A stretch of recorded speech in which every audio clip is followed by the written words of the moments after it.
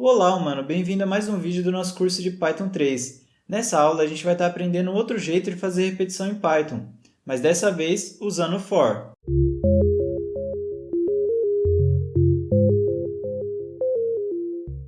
Bom, na aula passada a gente viu a repetição com while. Agora a gente vai estar vendo a repetição com for.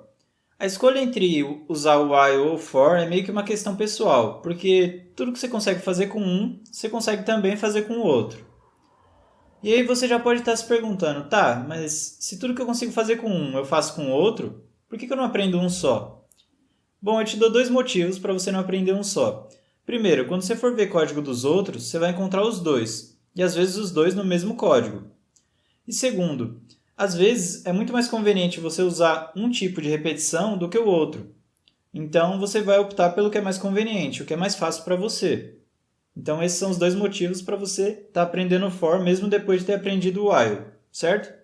A sintaxe do for, o jeitão de escrever ele em Python é o seguinte. Você vai colocar for, espaço, o nome de uma variável, espaço, in, espaço, iterável, dois pontos, e embaixo disso você coloca as operações que você quiser que sejam executadas nessa repetição.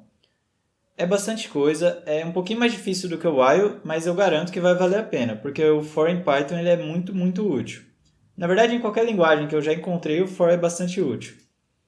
Bom, vamos começar pelo seguinte. O que é um iterável? Que é a primeira palavra nova aqui que aparece.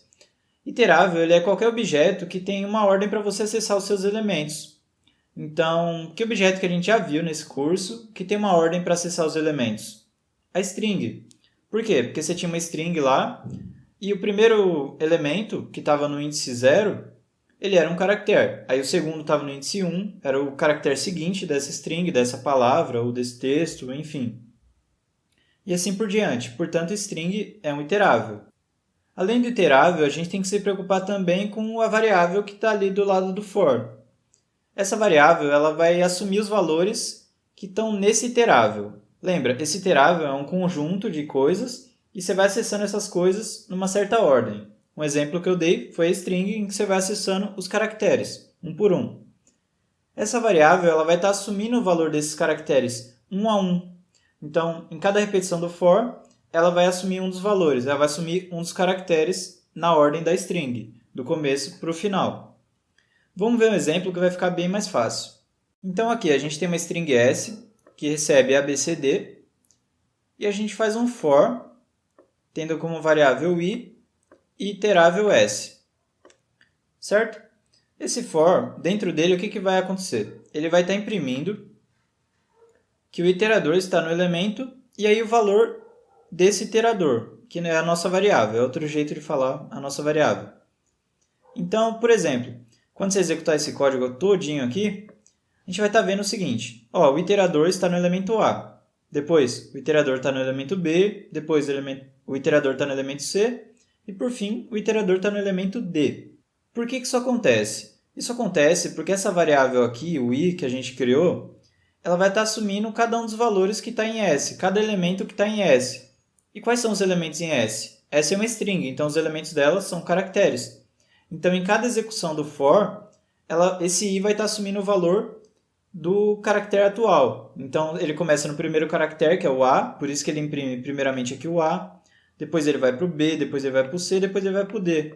Repara, eu não estou escrevendo aqui A, B, C, D. É o I, é o valor do I que eu estou imprimindo. Então, ele mostra que ele faz exatamente o que eu expliquei. Ele vai no iterável assumindo os valores dos seus elementos. Certo?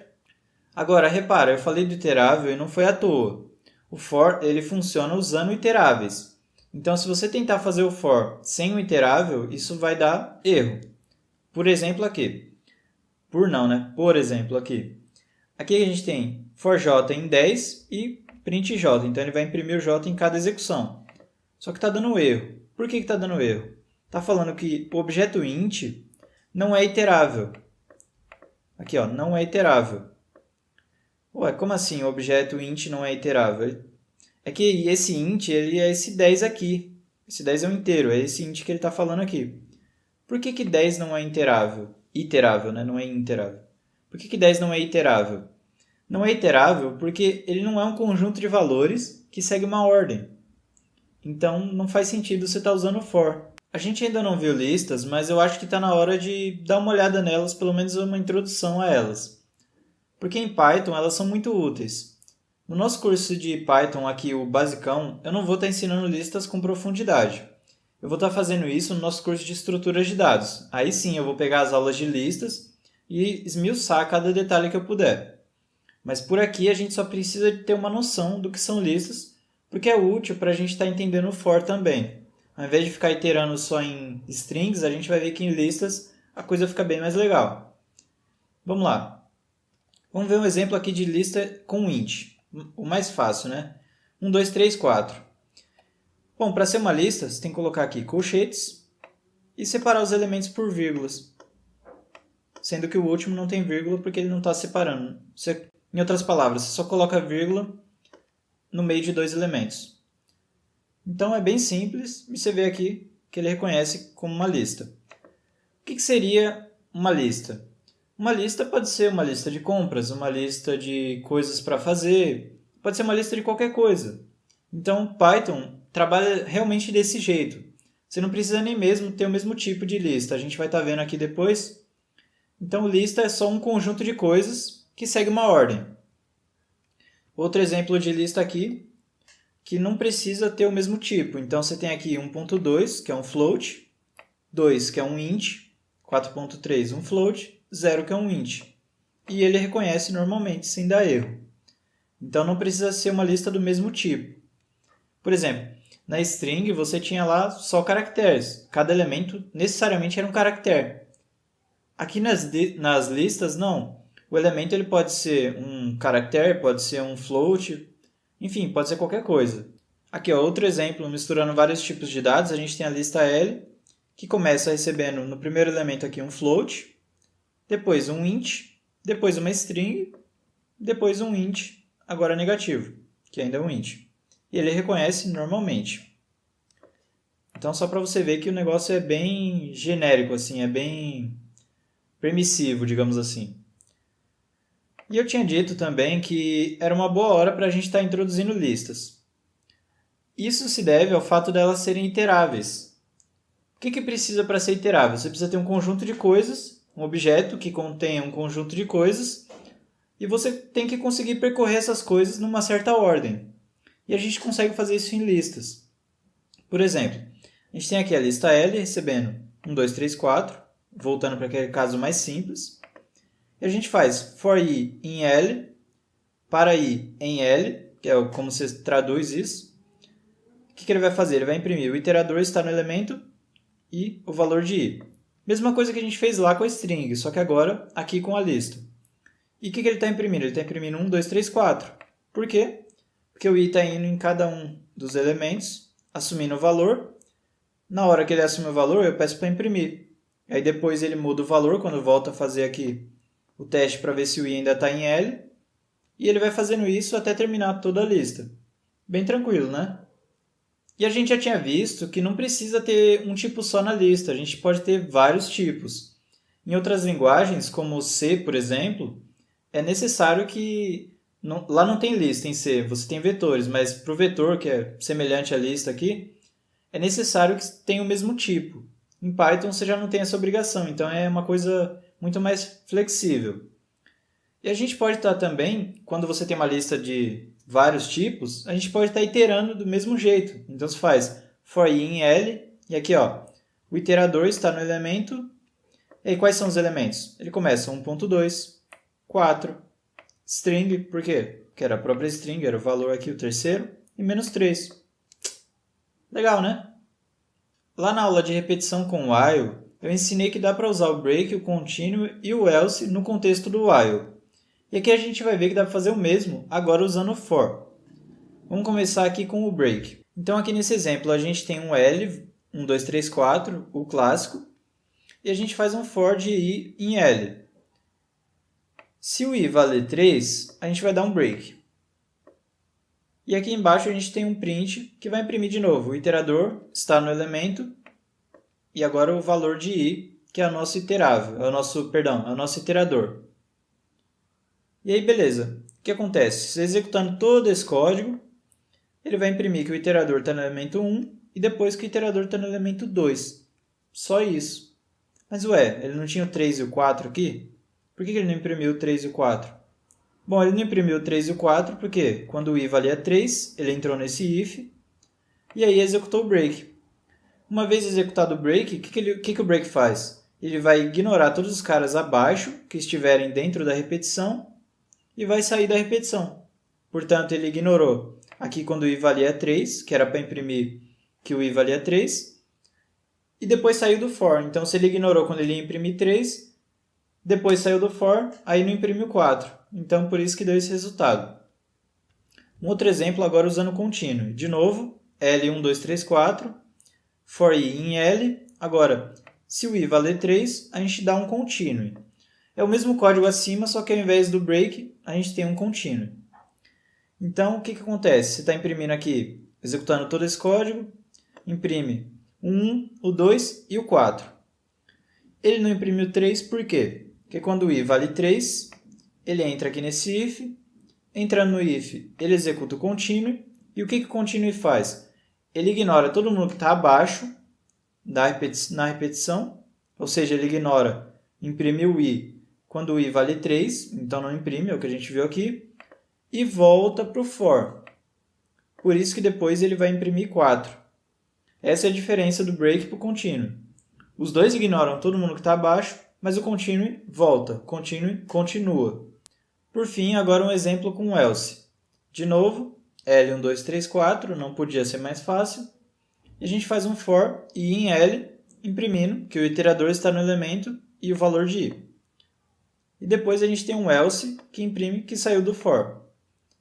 Executando todo esse código aqui, a gente tem que o iterador está no elemento 1, depois no 2, no 3, no 4, e depois ele imprime que saiu do for. Ou seja, o else vai ser executado quando essa condição aqui no for falsa. Essa condição ela só é falsa depois que todos os elementos já tiverem sido varridos. Então, depois que não tiver mais elemento novo para o i, e novo eu não estou falando de valor, eu estou falando da ordem dele lá no seu iterável. Quando não tiver elemento novo, o que acontece? Ele sai do for. E aí, saindo do for, ele executa o else. Saindo do for, desse jeito, ele executa o else. Tipo, se você tivesse um break aqui, ele não executaria o else. É para isso que o else serve, na verdade, para saber se saiu do for naturalmente, digamos assim, ou se saiu usando um break. Agora vamos ver uns exemplos um pouquinho mais úteis, digamos assim, porque aqueles lá, eles eram úteis no sentido de você entender o for. Agora esses aqui vai ser mais para você pegar um macete assim, de como usar ele no seu dia a dia. Claro que eu não vou estar falando tudo, porque nem dá e eu nem sei tudo, mas pelo menos eu espero que dê uma ideia de como você pode usar o for. Aqui nesse exemplo, o que a gente tem? Ó? A gente vai ter uma string, que é tudo isso aqui. Eu poderia ter colocado isso num S, mas eu não quis, eu quis colocar direto. Então, essa string é todo o nosso alfabeto. E a gente faz um for de letra, que é o nome da nossa variável, sugestivo, né? In, ou seja, em ou na, nossa string, que é o nosso alfabeto. O que ele faz? Ele vai imprimir a letra. Esse end aqui é só para falar que depois de imprimir a letra ele vai colocar uma, só para ficar bonitinho. E aqui a gente tem um if. Se a letra for a, i, o, u, ou seja, se for uma vogal, eu quero imprimir vogal. Se não for vogal, é consoante, então imprime consoante. E aqui a gente pode ver que ele imprime, ó, A é vogal, E é vogal, é vogal, né? Não se fala isso, se fala é. I é vogal, O é vogal, e lá embaixo o U é vogal. Então, sabendo quais são vogais, o resto tem que ser consoante, então tá certo. É um jeito de você, por exemplo, saber quais são as vogais e, portanto, quais são as consoantes do alfabeto. Ou, não precisa ser do alfabeto, né? De qualquer string que você der, que só tenha letras, obviamente, que no número não vai ser nem vogal nem consoante. Agora, se ao invés disso você quiser dividir uma sequência inteira entre pares e ímpares, a gente pode estar fazendo o seguinte.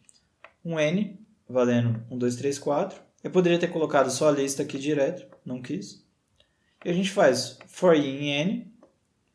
A gente vai imprimir o i, que é o valor. Aqui vão ser os valores 1, 2, 3, 4. o AND, que é o que vai vir depois do I. Então vai falar, sei lá, por exemplo, no primeiro caso, aí é o quê? Aqui a gente faz if e mod 2 igual a 0, ou seja, se for par, mod 2 é o resto da divisão. O resto da divisão por 2 vai ser 0, só se o número for par. Então ele vai imprimir que o número é par. Se não for par, a gente tem um else aqui para dizer que ele é ímpar. E executando esse código a gente vê, 1 é ímpar, 2 é par, 3 é ímpar, 4 é par. Agora, a gente pode estar deixando esse código acima um pouquinho menor. Então vamos ver aqui como é que a gente deixa menor. A gente tem um for e in. De novo, aquela lista, ao invés de eu usar uma variável n lá que eu não estava usando mais para nada, que era a nossa lista, eu já faço ela aqui. E a gente imprime e faz só um if. O que esse if faz?